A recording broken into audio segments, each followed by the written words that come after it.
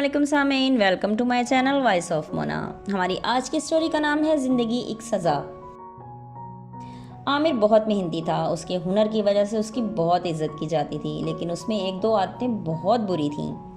وہ ایک تو لگائی بجھائی کرتا تھا، دوسرا چیزیں ادھر کی ادھر کرنے کی اس کی بہت بری عادت تھی۔ اس کا رشتہ طے ہو گیا، اس کی شادی ہو گئی۔ شادی ہوتے ہی 1 مہینے میں وہ بیوی کو لے کر علیحدہ ہو گیا۔ ماں ناراض تھی کہ چند دن بھی ساتھ نہیں گزارے، مگر وہ بضد تھا کہ مجھے علیحدہ رہنا ہے۔ ماں بیٹے میں کافی جھگڑا ہوا، وہ اپنی مرضی سے سارے کام کرتا تھا۔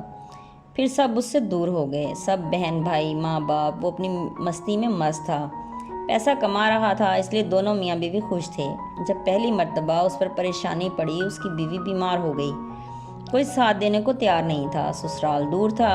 پھر ماں کو منایا، وہ بھی ناراض تھیں، لیکن پریشان دیکھ کر دونوں میاں بیوی کو وہ آ گئیں۔ اللہ نے اسے بیٹا عطا کیا، پھر اس کے رنگ بدل گئے۔ دوسری مرتبہ پھر 3 سال کے بعد اسے ضرورت پڑی، بیوی نے میکے جانے سے انکار کر دیا۔ اب وہ کوئی قریب تھا نہیں، ماں نے بھی صاف منع کر دیا، ضرورت پڑتی ہے تو بلاتا ہے، ویسے سلام بھی نہیں لیتا۔ خیر وقت جیسے تیسے گزر گیا۔ اب اس کی بیوی بیمار رہنے لگی، اس وجہ سے وہ بہت پریشان رہتا۔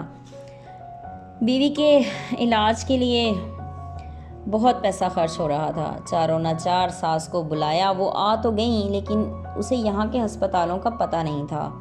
وہ دیہات کی رہنے والی تھیں۔ 1 سال ہسپتالوں میں دھکے کھاتا رہا، اس کی بیوی کو بہت سی بیماریوں کا سامنا تھا۔ قرض اٹھا اٹھا کر وہ پریشان ہو گیا تھا، بچے الگ پریشان تھے، سہارا بھی کسی کا نہیں تھا۔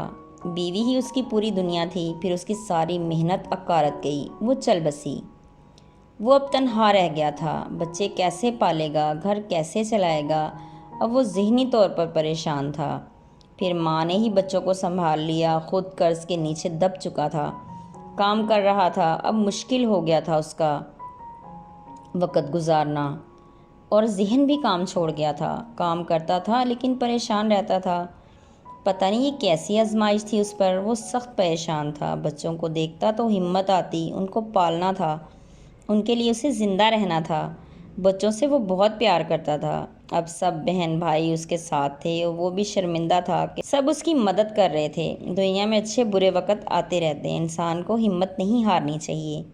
جیتے رہیے، خوش رہیے۔ ملتے ہیں اگلی کہانی کے ساتھ۔